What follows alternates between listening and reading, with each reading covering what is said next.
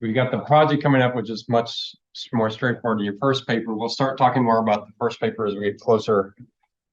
The second project, I'll probably start talking about before your first paper is due, but I want to update the data to as late as we can go to make it as real life as possible. And then I'll show you, I might kind of hint at it. You do have some options in paper 2 because we're going to do an efficient frontier, which is real straightforward, just plugging in numbers. I was going to say project, paper or project, whatever it is. I don't know which one's which. If they're both papers or both projects. So you do an efficient frontier. That's pretty straightforward. If you've never done one before and done recommendation, you're going to feel like a wealth manager. You're going to be doing stuff that wealth managers do, but you're going to know what you're actually doing versus them just taking models and whatever model. You know, a lot of wealth managers, they have some model they've been given. They don't know the guts of it. So the fact that you're going to be having the guts of the model, you'll be able to interact with them in a much more intelligent way because you have an advantage. We'll do some style analysis, which I think is really powerful. And we'll do manager attribution, which is really, really powerful. We'll do some value risk as well as, value risk on both parametric and historical basis. So it has a lot of things in it. The thing with the style analysis and the manager attribution is you get to pick which mutual fund you're going to use. So you might talk to your family, if you got that uncle that says, oh, I got the best mutual fund in the world. Let's test it out and see. Because unless he's a finance major, he probably really doesn't know if it's the best at all. So I don't know if you've ever done manager attribution. I will offer a bonus of 10%. No one's ever taken me up on it, but if you will add the portfolio analysis from Bloomberg to your project, I'll give you a 10% bonus. It is a lot of extra work, so it's probably not worth the 10%. But if you do it, it will look wonderful on your resume because it is an incredibly powerful tool to get. It does attribution a lot further than we can possibly do because we don't have time to do the sector allocations and the country weights and currencies and all those things that the portfolio tool can do on Bloomberg. But it's not real user friendly. We had a guy from Victory come in and show us how to do it because he was an expert on it. Made a video of it. Everything is wonderful except for there is no volume, so there's no sound. We got the whole thing captured without sound. But I've done it quite a few times, and you can somewhat figure it out from our videos that we made if you watch them. They're a little bit lumpy, but so there's a lot you can do there. The project is simple, but it's incredibly powerful because there's so much really good stuff there that's really valuable. There's stuff you could use right on your first job. It's stuff that most firms just buy a package from somebody else. And the problem with doing that is you don't know what it's actually doing. So you should do it manually in Excel and see what it's doing. And then when you buy the package, you know what it's doing. Are the videos in that playlist on your YouTube? I'll find it. If you're interested in it, let me know. I'll find it. I'll probably do a session and show you what's involved for those that are interested. Maybe 4 or 5 are interested in seeing what it looks like. Y'all know what manager attribution is? You heard that term before? So it depends on what they're doing. But if let's say it's a US stock manager and they buy large company stocks and they're core management, not growth, not value, is core. And let's say they're up 8% and the market's up 7%. And you want to know, how did they do that? So the 2 basic things they'll look at is sector and selection. Did they beat the market because they had the right sectors, or did they beat the market because they had the right stocks? So you look at it and say, wow, they underperform on tech stocks. Their tech stocks were up 20%, but tech stocks were up 24%. That's not good. However, they were over-allocated to tech stocks, and tech stocks was the best sector. So even though they didn't pick the best tech stocks, they were in the right industry. So then you say, okay, they outperformed because they had the right sector selection. And then you look at their perspectives and they say, we're really good stock pickers. We don't bet on sectors. And you say, well, but your entire performance came from your sector weights. It gives you really great insights. Then when you go outside the US, you can look at their country weights. Did they win because they bet on Japan, or did they win because they bet on the right stocks in Japan? That's the kind of thing you're looking at. It's really powerful stuff. You can look and see what 10 stocks contributed the most to the return, which 10 stocks harmed the return the most. What did the 10 largest stocks do? all kinds of stuff we can do. We try to do an investment society when we're doing our portfolio, and it got just too cumbersome. But every single trade, we would grade every trade, and it's really painful to do. But like if you sell NVIDIA and you buy whatever ADM, you look a year later and say, okay, was that a good trade or not? That's powerfully painful things to look at. So there's some things you can do on project two. There's the basic thing you can do, which is really straightforward. Most students have no trouble with it, but there's things you can do to really enhance your understanding. So I encourage you to do it. Most students in their first job, they just learn the package that's on their computer. And so this information ratio comes out or whatever, batting average comes out, and you're like, I don't know what that is, but we're going to actually do it by hand so you can see what the computer is actually doing. But before we do that, we're going to practice a little bit on these correlation problems from this that'll be on the second exam. More difficult than the questions on the first exam. That was just basic value at risk. So now we're going to do value at risk. We're going to bring in this concept of correlation. So let's just work a problem, see what it's like, get some practice, see that it's calculation heavy, but it's the same calculation over and over again. So it's prone to math errors, but the key is that you know the formulas and can write them down. So, and this is actually quite real life. We did this a lot at USA. It's not that uncommon. I was always skeptical of the numbers, and you should be. When I give you these numbers, it's like, how do you know that? Is it based on history? How confident are you? But once you have the numbers, this is the math you do to decide what you're going to do. And we did this quite a bit. So let's say you got $1 billion portfolio. It has a valued risk of $100 million. How did they get that? Is that historical? Is that parametric? We'll talk about those different approaches. This one's probably historical. Has a risk tolerance, you already know that, right? 0.3. Your boss has expressed a desire, and it's really important on the exam, you see what the boss's goals are, because your recommendation's got to be consistent with the goals. So they want to reduce the VAR 30%, but they don't want to hurt return. They don't mind improving return. So that's a pretty big order. I want to keep my return the same and reduce my risk. Of course, everybody wants to do that. And oh, by the way, if you can reduce my risk and increase my return, that's allowed. But you have to reduce the risk 30%. Okay, that's a pretty tough order. So you're looking at some strategies A and B. And you can do 10% in A and 90% of what you're currently doing. You can do 20% A and 80% what you're currently doing. You can't do A and B. We could on the exam. What I would love to do on the exam, but I can't, is allow you to figure out, should you do A and B, how much of A and B in the current, but you need Excel to be able to do that. Wouldn't it be great if we could do Excel on the exams? That would be just wonderful, but I can't do that. But I'll show you, you're going to somewhat be doing that on the risk project, because you'll be using Excel on that. So you essentially have 4 choices: 10 and 90, 20 and 80, 10 and 90, 20 and 80 on A and B.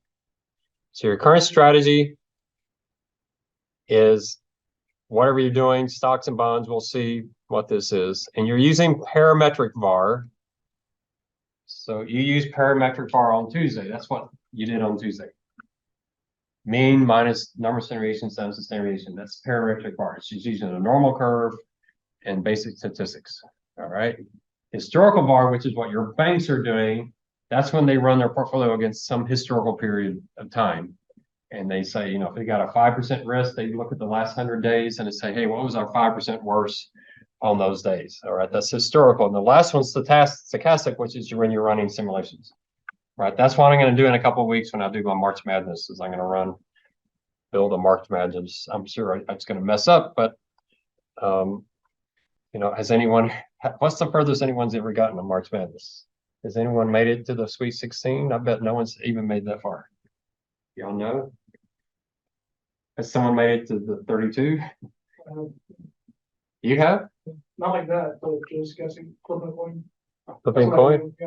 Flipping coin, you got the 32? I wouldn't know how that'd be possible. Because you would assume all the 1 seeds would win, right? So if you flip a coin in a 16 seed, I don't know how you... I did it in different ways. I did it flipping a coin. I did it just picking who I know. And flipping the coin, that's a 32. Yeah, I don't know why. I don't, yeah, the 32 with flipping coin would be pretty tough because that's 32 to the right. You got 0.5 to the 32nd power, right? Or 0.5 to this. Yeah, I don't think, boy, that seems like okay, that's possible.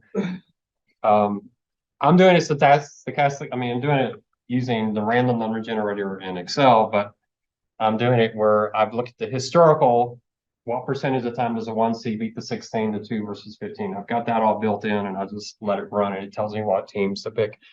I'm convinced it's going to be as horrible as anything else, but I'm going to pick some that no one else will pick because my machine's going to tell me that I can go on Facebook and say, yeah, I called that 15 seed beating the 2 seed. It's right here. I've got it documented. So good chance I'll have one right that no one else has right just by pure chance. But that's the stochastic. You're running simulations and you have statistics in there. It's not just random. You're not just saying everything's got equal weight or equal probability. So we're going to be doing parametric, but I'm going to ask you about stochastic or historical in the third question. That's kind of the tricky part. So what you're trying to do is tell your boss, do you want A or do you want B? And do you want 10% or 20%? All right. Now there may be a better answer where you should put 40% in B. And why wouldn't you do that? So our theory at USAA, these are hedge funds. Our theory was never have more than 20% in one hedge fund. So you're just trying to limit that risk because hedge funds, you never know. They tend to blow up. They tend to have tail risks that you just are hard to predict that they don't even know about. So maybe that's the reason we're limiting it. Even though there may be a better answer, the computer will tell us, well, it should be 47.3% in B. You're still not going to go that far. So which allocation would you recommend and why? So the why here is reduce my VAR 30% and equal higher return. So you got to know that's got to be your why because that's what your boss asked.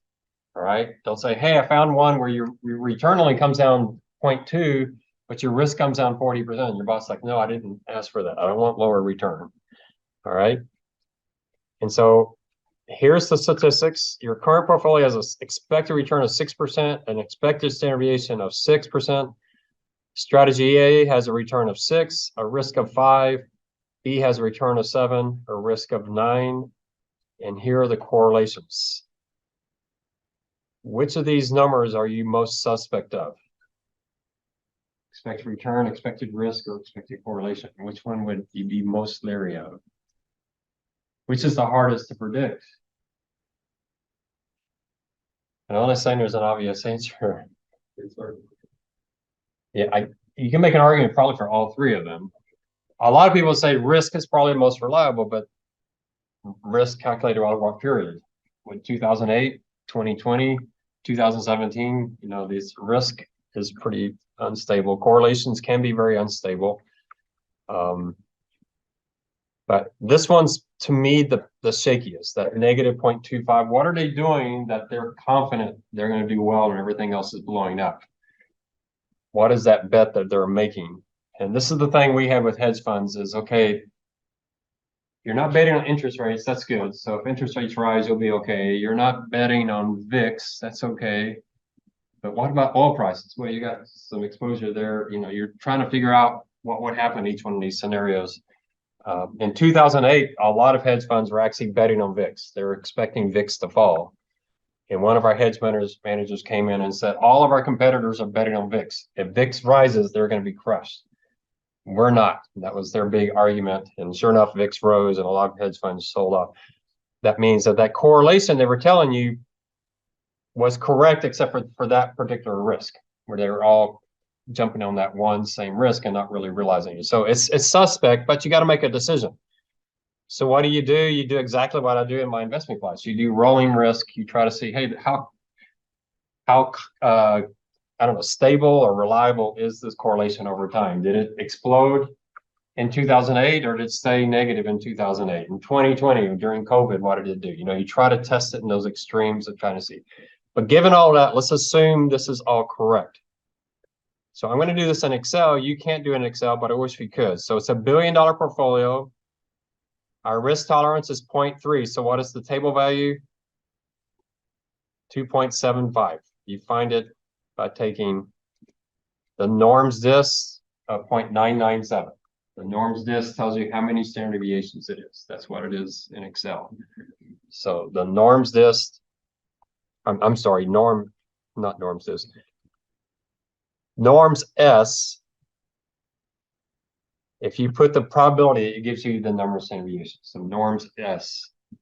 Norms dist, if you have the number of standard deviations, it gives you the probability. All right, norms S, you start with the probability and it gives you the number of standard deviations. Norms dist, you have the number of standard deviations, it gives you the probability. Okay, you can probably figure it out by just experimenting with the two of them. But here I'm using norms S. Why? Because I know the risk tolerance is 0.3, which is really 0.997. And so we're finding that, and that's 2.75 standard deviations from the mean. The risk budget I'm saying is 70 million. Why? Because that's what the boss said. So you wanted to get the risk down to 70 million. So you got somewhat a budget there.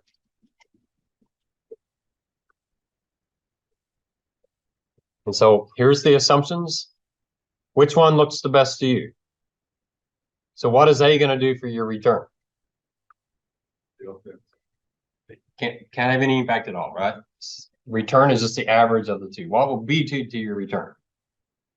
Any allocation to B will increase your return. Do either one of us contradict her goal? She said same return or higher. They're both okay on that. If A had a 5% expected return, you'd have to kick it out just because adding A is going to reduce your return. All right. What about from a risk standpoint? She want to reduce risk.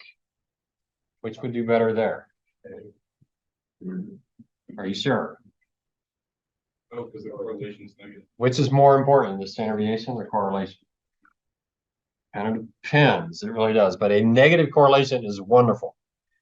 A negative correlation, you almost want higher standard deviation. So we'll see how that works in there.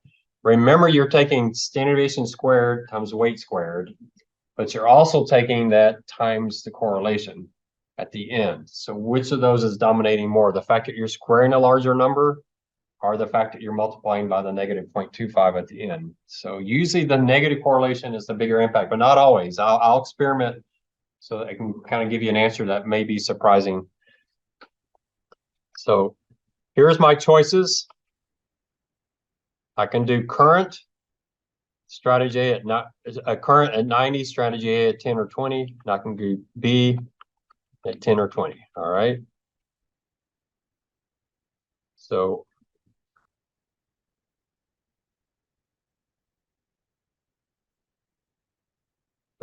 this is, what is that formula?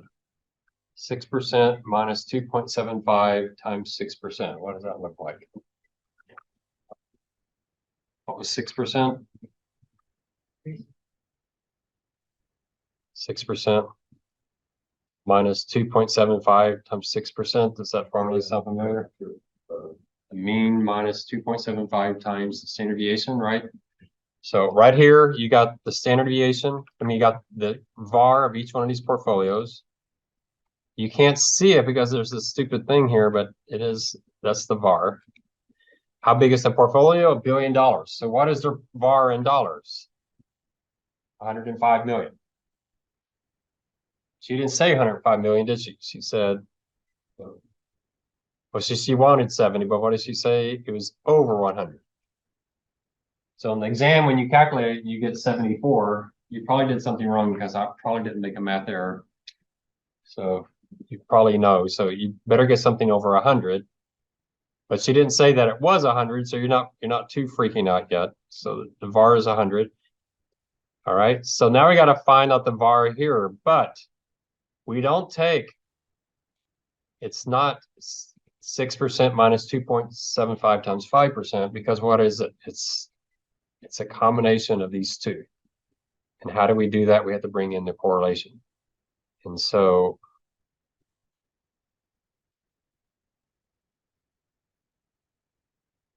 does this formula look familiar at all? Can y'all see it? G15 times G15. What do you think that might be? It's this number right here. What is that? G15 times G15. Weight of A times weight of A squared. What's the next number gonna be then? Squared. The what? Standard deviation squared. The standard deviation of A squared. So that's B8. You go back over, you'll see B8. There's B8 squared. What do you think's coming next? G16, what do you think that might be? The weight is, I'm sorry, it's current, sorry. The weight of current squared times the standard deviation of current plus the weight of A squared, which is 10% times its standard deviation, plus 2 times what? Weight of A, weight of current, standard deviation current, weight of A, standard deviation of A, and then what's C9, do you think? Correlation of A to B to current. Sorry, I keep saying A and B. It's current and A.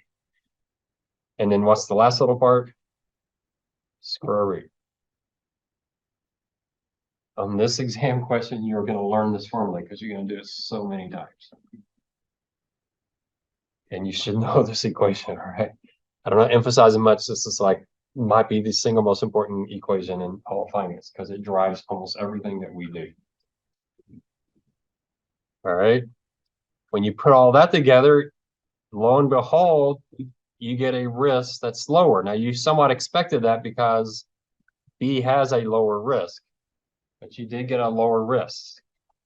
And so when you get a lower risk, 562, what do you do with that? You put it into the VAR, you put it into that by at risk formula. The return is 6% minus 2.75 times that risk you just calculated. Are you happy with that number? Your VAR drops from 105 to 95. Is your boss happy with that? Not very happy. Way off. It's better. Same return, lower risk. So it's still superior. If that was the only choice you had, you would do it. You would get lower risk.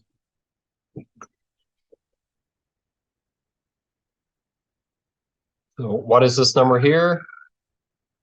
What's that? What is the actual first two numbers?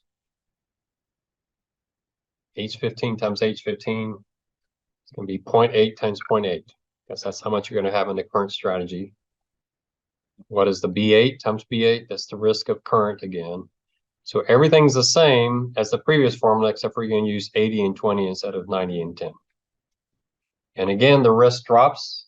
So adding A to this portfolio does reduce the risk, and it doesn't have any impact on return because the returns are the same. We put that into this formula up here. So 6% minus 2.75 times 5.28%. Our risk drops down to 85. We're getting closer. We're halfway there. It's still not strong enough. Is it possible we could do something with B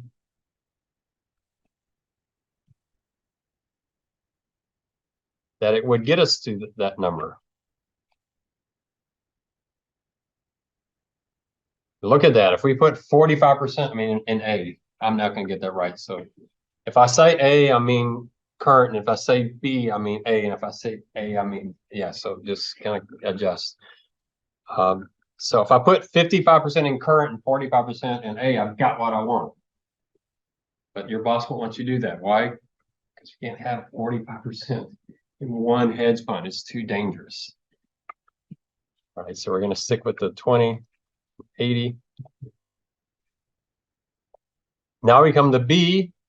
So here we have the weight of current squared again, the 90% times the standard deviations. That's been the same already.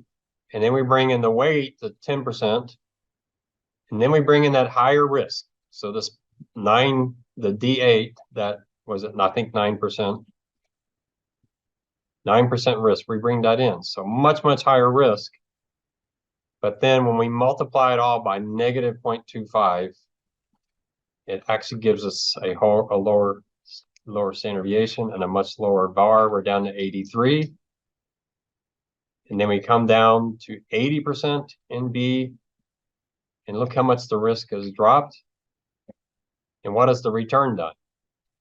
It returns up quite a bit. So we put 20% in something that has 10%, 1% higher returns. We add another 20 basis points. So our return is higher, Will this one work? Meets the criteria, equal or higher return, and much lower risk, 30% lower risk.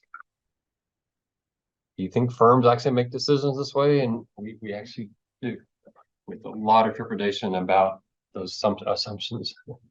I hired one hedge manager and all hedge fund, and all they had was test data. They didn't have any real life data, and I had to trust them that that's how they would have actually invested historically. You never know, but you have to. That was my first hedge fund manager to hire. I was so impressed with them. I went to New York, and the work environment. You walk in, there's these seven people, and they're just scientists, and they're just finding stuff. It's like looked like the coolest work environment to be in. They're real shy people. If you talk to them, you scare them to death. They was like, just leave us alone. We just want to do math all day. But really interesting work environment. And I know there's no way our CEO is ever going to let me do a hedge fund. So, but I said, I'll try. I really like this fund. Go to the CEO. He was having a weird day. He goes, yeah, what are we going to do? I said, okay. We ran out of there as fast as we could. And that hedge fund had their best year ever after we hired them. I think it was the only time we were that lucky that they had their best. It was just so fortunate. I don't know how they did after that. It was just like, but we were relying heavily on historical test data because they didn't have, we're asking to do something different. We liked what they were doing, but we wanted different. And so they had to create something for us and just rely. So we had to rely on it. So the correlation numbers, we were a little bit leery on, but then you test it. You say, okay, I think it's 0.3, but let's try some other numbers. Let's see what else it could be, how material that would be. All right, so our recommendation is B. Why? Because we have an expected return that's equal or higher. In this case, it's actually higher, and we got our risk down below the target of 70 million. We reduced our risk 33%. That's pretty powerful.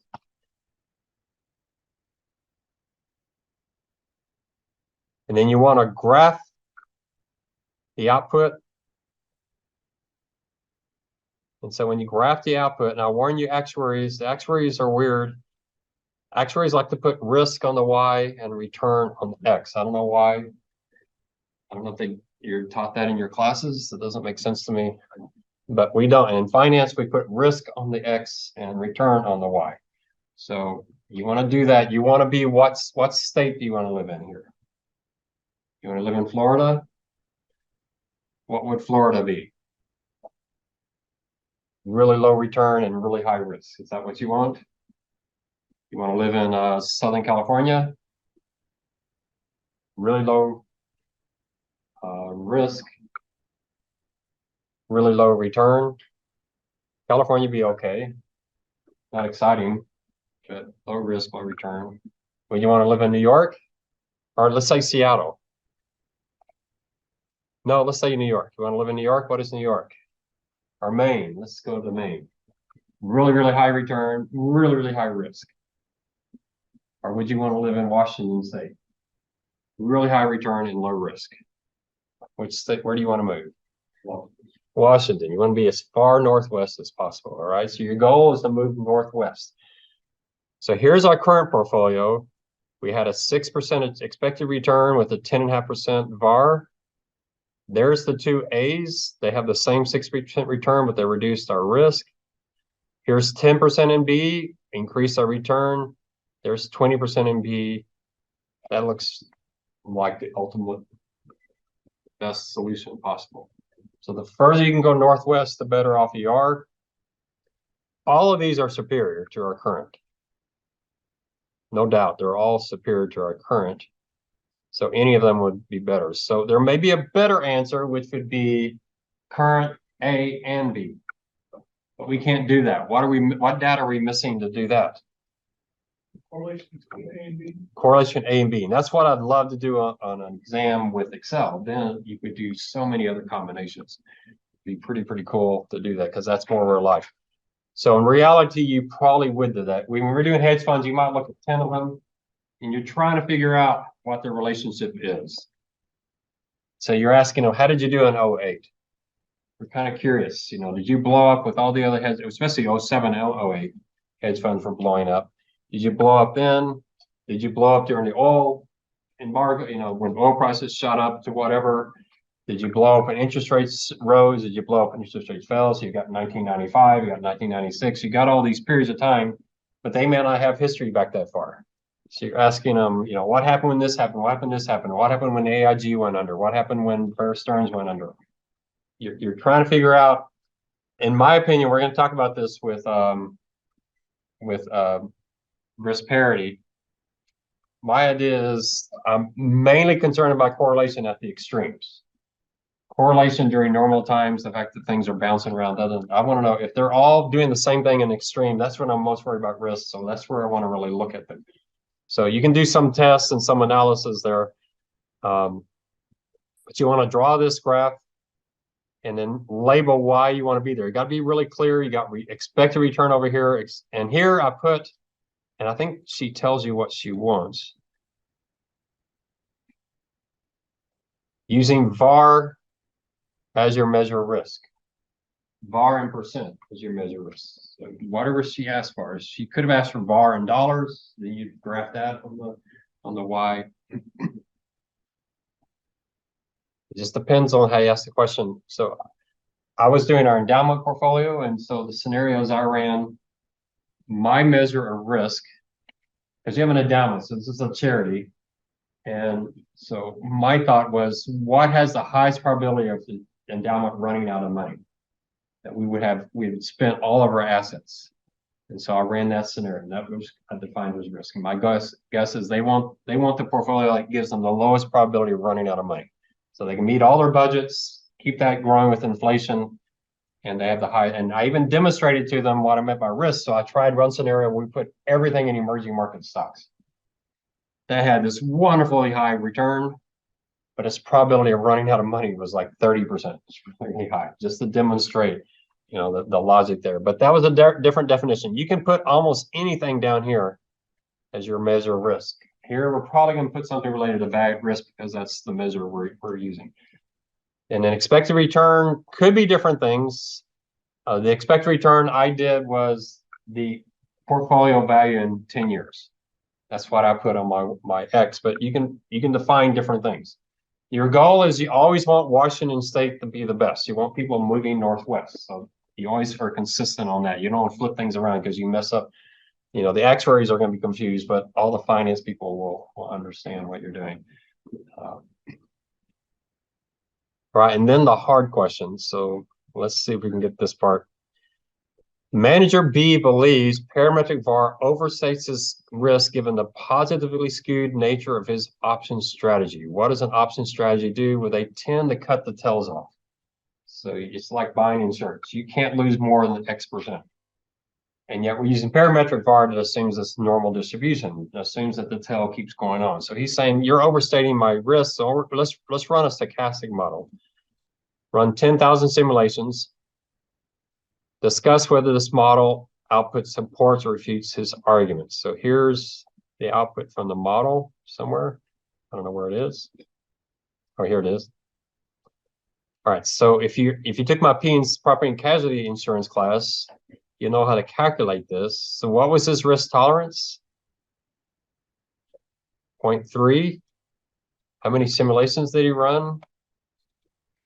Let's see, Alec and who else? Selma.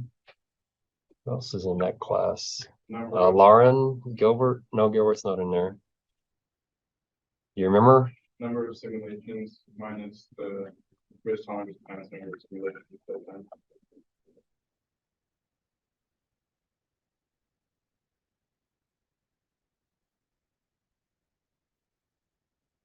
That's going to be your value at risk. It's that simulation. So how many simulations did they run? They ran 10,000. 10,000 minus 10,000 times the risk tolerance. Plus 1. So we're looking for simulation 9971. Tell my property and casualty class, but it seems too simple. You just list all your simulations in order. You go find that 0.3%. It's exactly what we did at USA. They would run 100,000 hurricanes, and we'd go find the one that matched our risk tolerance. So 9971 Y'all see 99.71? There it is right there. And its VAR is 14.7%. What should it have been?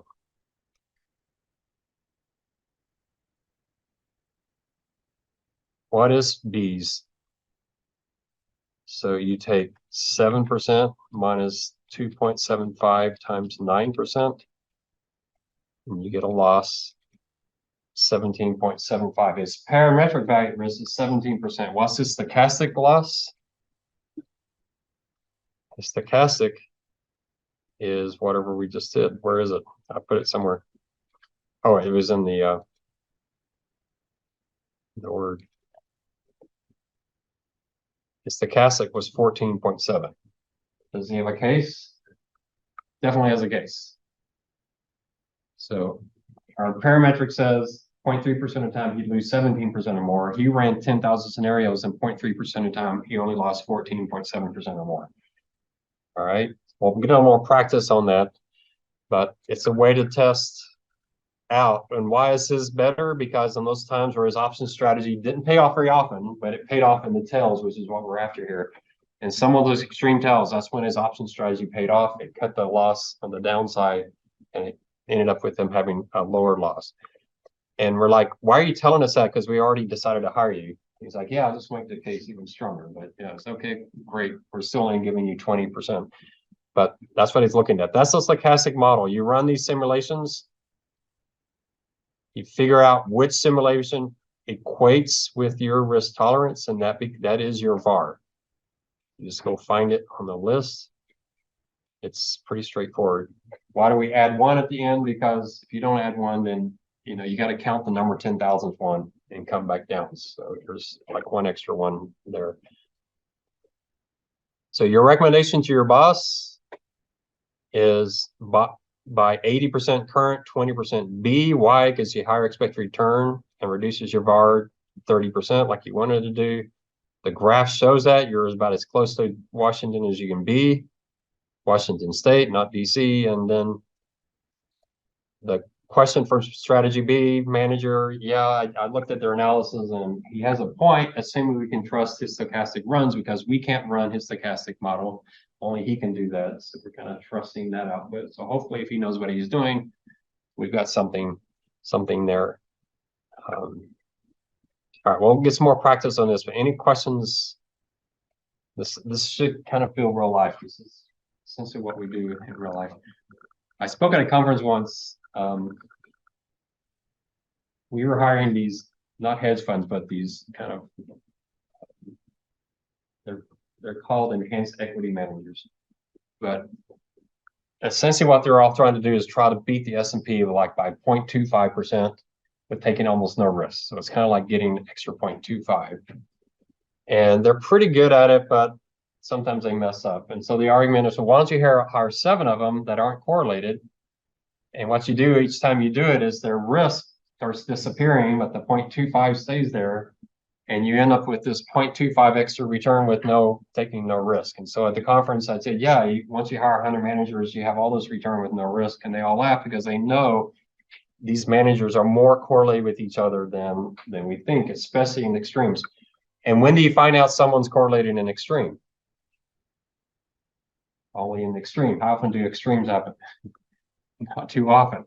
So you can be sitting there thinking, yeah, they'll be fine, and the extreme happens. Oh, wait, we didn't think of that scenario. So you should always be leery of these numbers, but you're somewhat stuck with these numbers because you got to make a decision.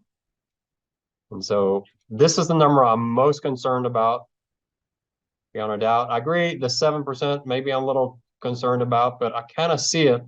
The 7% is somewhat reflecting the fact that they are taking more risks. So it kind of makes sense if they're doing more in equity or whatever, that they would have a higher expected return. So it does kind of make some sense. But you're stuck with whatever they give you. Edgar. Are there cases where, like, because usually there's like multiple, like, I guess, false goals, but like, are there situations where like none of the options are like match all the requirements of the? Well, I don't know where the boss got that particular one. That's kind of a number I made up just to put in there. So usually you'll get something more like increase a return with the same var, or higher return, or increase or it's the same var, or same return with lower var. Essentially what you're trying to do is just find a better point. So that's about it. So this one's a little strange in that she had such a definitive answer. And especially since, you know, one of the answers came out at 67. It's like she must have either run the numbers in advance before she asked you to do something, because it seems a little strange. Also, in real life, you're not going to pick between A and B. You're choosing both A and B. I mean, we had 5 hedge funds. Yeah, we're just, you know, you look at the ones that you like, and what we're trying to hedge, because so a good example is managed futures and global macro. Those two strategies are so different. And you, in your mind, can say, yeah, I can see why they would not go in, they would go in opposite directions in certain times. And managed futures did really well in 08. Global macro did terrible in 08. So that kind of makes sense. I have a little bit of confidence in that. I don't want 5 global macro managers because they're probably all going to kind of blow up at the same time. So there is some logic where you understand the process, you know what they're doing, and then your mind goes to those extremes and say, okay, they'll probably be okay in that scenarios. So there's some things you can do that just using your intuition kind of helps you think through the extremes. Other questions on that? Usually on this exam question, the first 2, A and B, are pretty straightforward, and then I'm throwing something weird in the third question. You'll see we'll get a little practice with that. All right, so is there a better solution than that?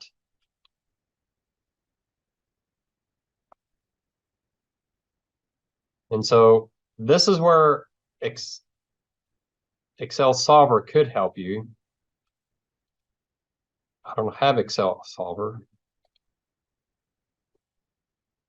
So you're going to be using Excel Solver quite a bit on the risk project. Do y'all use Solver a lot, or a little, or some, or do actuaries use Solver much? Not in our classes, but like the classes that they make you take, like the stats other ones, yeah. Yeah, it's a pretty powerful tool, and their analytical package is pretty powerful. You can do quite a bit with it. So could we get better? So the question is, what does better mean? A higher return or lower risk? So what if we put in the question that we want to minimize that? And I don't know if this will work. I should never do this in class, but it worked last semester, but we'll see. Our objective function is that, and we're going to minimize it by changing. So 80.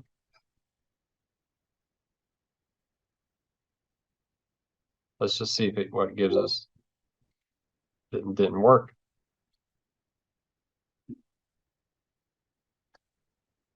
I don't know why it didn't work.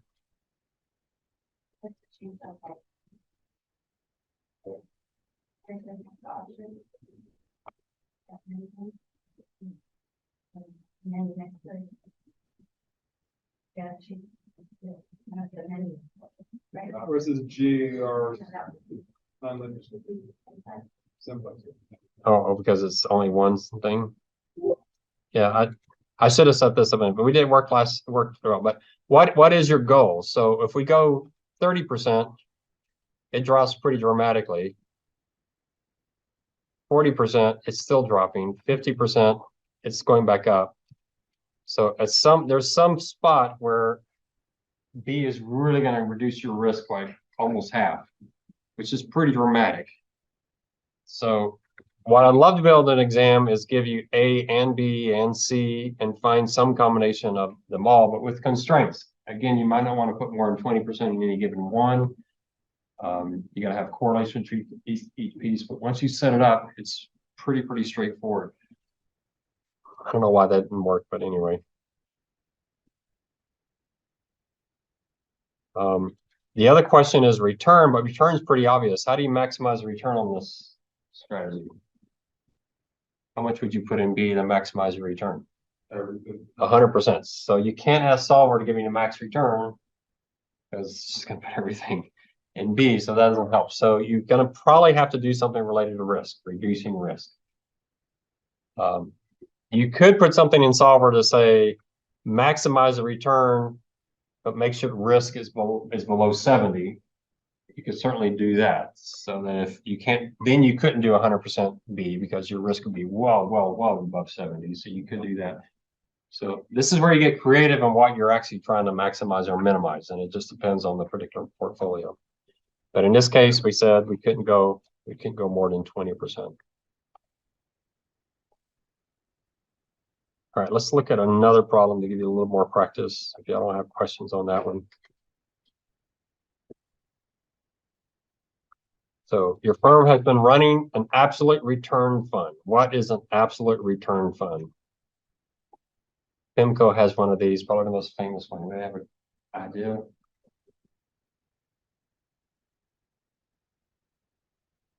Essentially, you're trying to, well, their benchmark's simple. It's cash. They just want to be, they want to have T-bills plus something with the risk of T-bills. I mean, it's a really interesting strategy. Let's look at the PIMCO.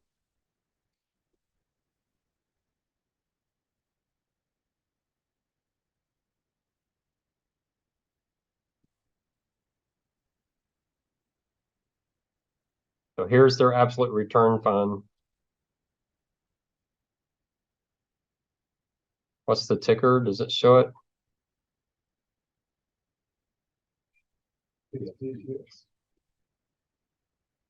Well, I should never do stuff in class. Compare. What can I compare to? What am I comparing to? Why did Justin Bieber come up? PIMCO Stock Plus. I don't know why Microsoft is in there, but anyway. So absolute return plus, it's a very risk controlled. Their goal is to get as much return as they can at a very low risk target.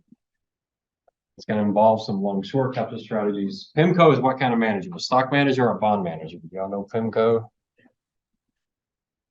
So PIMCO is a famous bond shop. There's a really famous PIMCO employee that I'll always forget his name. If I can find it. Y'all will know it once you see it. Not Elian. He's famous too. Y'all know who I'm talking about? I can never remember his name.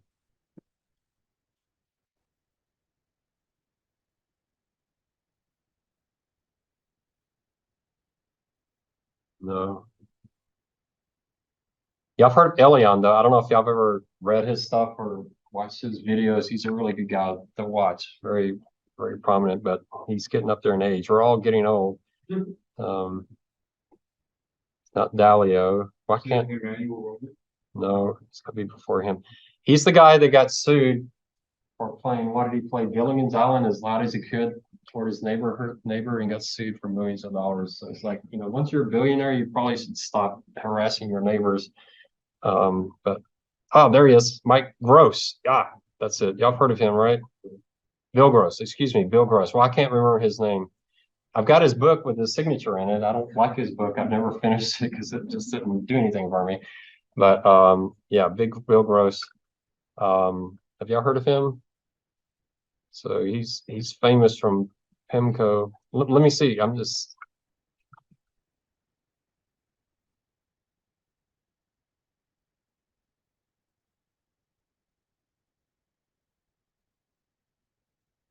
I don't think we're telling. Yeah, it'll be in there. Blair and Gilligan's Island theme.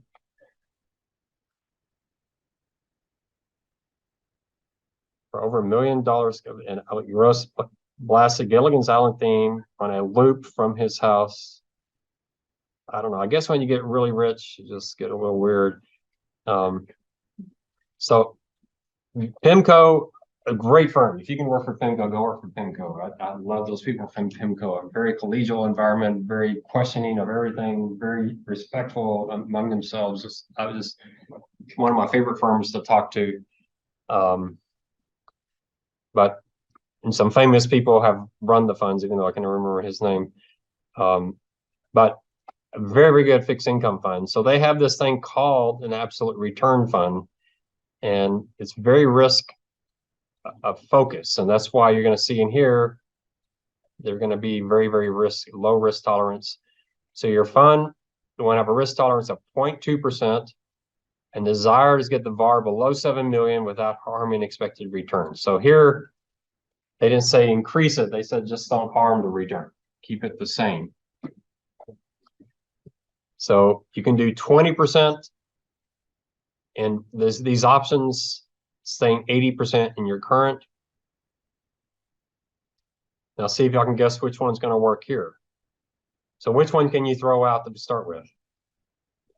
You can throw out B. All right. So return's easy. The expected return is just a weighted average of your options. So adding return, there's nothing B can do to increase return. All right. So it's between A and C. So what are you guessing, given what we did on the first one? C. Probably C in this case. Don't assume that on exam, because I'm now to this point where I want to do a negative correlation. That's not the right answer. So we'll see if I can get that to work. The nice thing about A, though, is you get more return and you have less risks. So that 0.4 is awfully high. The 0.1 is not all that low. So if we do these numbers, so it's a $100 million portfolio, risk tolerance of 0.2. That's 2.88 sigma event. And the risk budget, $7 million. So the current is 100%, expect return of 5%, risk of 5.5. The value at risk, you know that formula, right? F19 is what? The return or risk. Which is it? Return. What is 5B3? 2.88. Don't say standard deviation, but number of standard deviations, right? And the F40, F20 is going to be the risk. See how you're using that formula over and over and over again. That comes out at 984. So their value at risk is 9.84% times a $100 million portfolio, or 9.84 billion. It's too high. So you have this absolute return fund that has too high of a risk. You add A at 20% and it has a higher return. It had a good 7% return. Your return is going to go up dramatically. Your expected risk is going to be G15 squared, which is what? What's the first part of the formula? The way the current. The weight of the current squared times standard deviation current, and then you can do A the same way, weight, risk, risk. 2, weight of current, risk of current, weight of A, risk of A, and then the correlation, and then the standard square root of that. All right. That gets your risk down to 8.38 million is still too high, but at least we're getting closer. For B, you already rejected because the return fell, but you did get the risk lower. And then for C, not much improvement. Your boss might say, you know what? I really like A. Why did she pick 7 million as target? Who knows? Yeah, some of these numbers I'm just pulling out of thin air, but if you add B, your return comes down. You add C, your return goes up a little bit, but your risk drops pretty dramatically down to 689. So your recommendation, given what they asked you to do, is 80% of the current and 20% in C, get higher expected return, and your VAR goes below the risk budget of $7 million. And then your graph, here is going to be a little bit tougher because there's not an obvious answer. Because here you almost have a little bit of an efficient frontier. So here's your current. Which one is this one that reduced your return? That's B. All right. Which one was this one that gave you the highest return? That's A. And so there's C. That's one you're recommending, but you notice that A is not too bad either. You notice what I put onto the graph? Is I put a line right at 7 million because, and so she asked to do the graph, I think.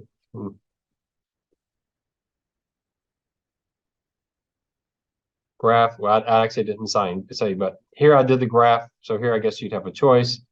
I decided to do the graph in dollars because she expressed it in dollars. She said, I want it below 7 million. So I did it in dollars because she said it in dollars. So I put a blue line there just to show her that, hey, I got a higher return, but this does get our risk down. However, A is an efficient portfolio. There's nothing wrong with A. It is higher risk, but you get a much higher return. So it's not an inefficient portfolio. It doesn't have a low enough risk for your risk budget. But you would never do this one. You would never do this. These two you kick out, right? Anything that's below your efficient frontier is inefficient. So you don't do it. So that's why you want to get as far northwest as you possibly can. So which between A and C is the furthest northwest? It's like, would you rather go north or go west? So you don't really know. Right? So that's why we say it's on that efficient frontier. If you could find one that's right here, then yeah, that'd be better. But anything down here is off. So you almost have an efficient frontier line going there. How would you do an efficient frontier? You just have to do every single combination between A, B, and C and current as you possibly could. And that's probably going to be a better line than these two because we don't have all those combinations. So, Is this on the notes, this Excel sheet? no, it's in Canvas. So yeah, if you go into Canvas and it's under the module for market risk, VAR examples with correlation in Excel, VAR questions with correlation in Word. All right, they're out there. I should have told you that first, but. All right, so we like to use graphics, try to demonstrate some graphics I use that are really powerful. There's once where I was recommending a new allocation for a property casualty insurance company. And so USA has a huge advantage over its competitors because it's essentially tax-free. In fact, USA is the only entity I know whose after-tax return is higher than the before-tax return. The only entity I can think of on the planet that actually makes more money after tax than before tax. So that's a huge advantage over State Farm and Allstate. And at the time, Allstate was rolling the dice on the stock market. So their risk was way out there. And so what I want to demonstrate, I put all our competitors, Allstate, State Farm, all the competitors, and I did risk standard deviation on the Y and expected return on the X. But I did it on an after-tax basis. And what I could show them was our expected return was the same as State Farm's, but with massively less risk. Just to show them because of our tax advantage, we don't have to take all that risk and we can get the same return as State Farm. And State Farm almost went out of business back then. Their expense ratio is really high. They're betting on the farm. They cut all the reinsurance because it was too expensive, and then a major hurricane hit that just so I'm just surprising they survived. But the committee loved that graph because then I'm comparing them. Why do we have this advantage? We don't need to go out way out on the risk curve because we need to take advantage of this tax advantage we have and let that be less conservative, be more conservative without taking all that risk. It's a powerful way to do a chart, but you have to be creative in how you decide to do it. Another chart I did was the big question at USA was real estate. What do I do with real estate? And so what I show them is, our constraint on real estate was 20% of our net worth. And I show them we should go to that point on the efficient frontier and stop. Because once you go past that 20% of real estate, the model goes crazy to try to add return doing stuff that's not really that efficient. So if you really want to go out further, what you should do is release that 20% constraint and let us do more real estate because that's what it wants to do. Those are the kind of discussions you could have, and you can show it to them graphically with creative ways of just thinking about how to express risk and return. These are pretty simple here where you can have return and probably valued risk on the y-axis. That's what we're expressing, but you could just have standard deviation. When you do your project, you're going to do return and standard deviation because that's the traditional efficient frontier, but you don't have to express risk like Markowitz did as standard deviation. There's other ways to express risk. So how do you express risk? You express it in a way that matters to you. What are you trying to do? Your boss said, get VAR below 7 million. So you put VAR in dollars on the y-axis. So you listen to what your boss is interested in, and that's what you do. For USAA, it was after-tax returns. So that's what I showed on the x-axis. All right. We have enough time for the weird question, probably. Any questions up to there? It's pretty redundant on A and B, wasn't it? Looked really, really similar.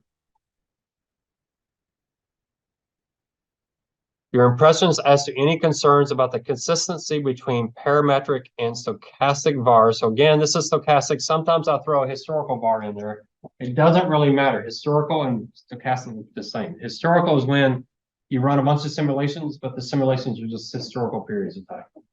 Where stochastic was you run simulations, but they're ones you create anew, all right?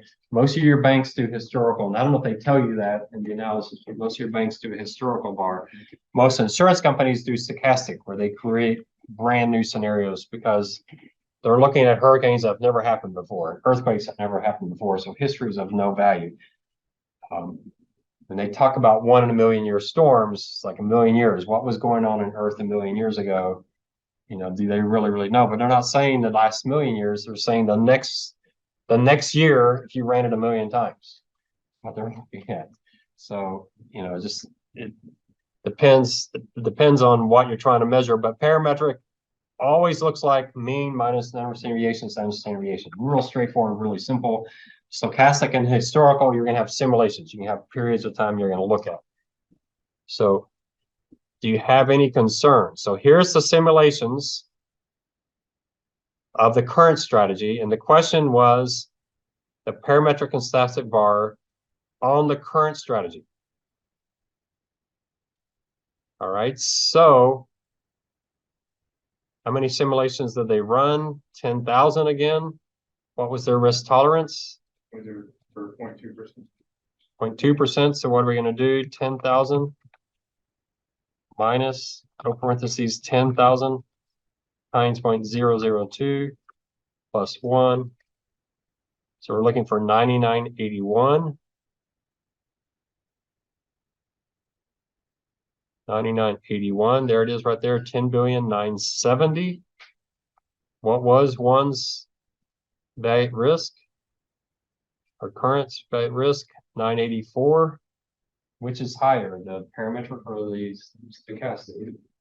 Stochastic's about 10% higher, so you have some argument there could be something wrong with the analysis. So this is a good question because a lot of students like, what do I put on this answer? 10.9 versus 9.9. Why would stochastic give you such a different answer than parametric? Well, parametric, first of all, starts with what assumption? Normal distribution. The tails are very thin. Stochastic doesn't do that. It just runs scenarios. So it's possible there's more noise in the tail than normal distribution is going to pick up. We saw that, didn't we? When we looked at the S&P 500, you had those 10 sigma days, 7 sigma days. You had these days that should have never happened, and you saw them several times in 2008. You saw them in 2020. So normal distribution tends to understate risk for those things that have those major tail events.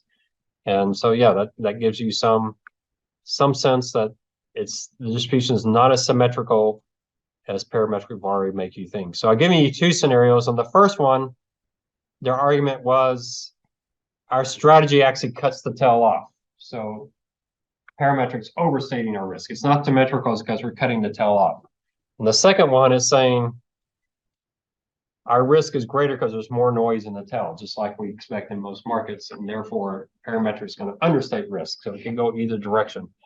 But it's usually, you're going to bring up something related to the fact that the normal curve is very symmetrical, and in real life things are not that symmetrical. There's more noise on the downside, and so you're probably understating risk. So at USAA, the way we did it, hurricanes, earthquakes, we did that with stochastic models, ran millions of scenarios. But on the stock market, we just did parametric. The reason we did that is because the hurricanes and earthquakes were massive versus our stock market risk. So essentially what they said, it was a little tricky, but it made some sense.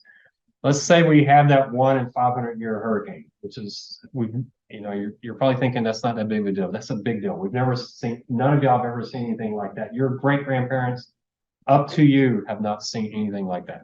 We're talking about something that's never happened in modern history at all. Right? Maybe Indonesia, but I think Indonesia is more of it being a third world country and not having good protections on the coast. Because if that hit the US, I don't know. If we had an Indonesian type of tsunami in Louisiana, I don't know how much damage caused. I don't think it'd be quite as much there, but I don't know if that would be that kind of event.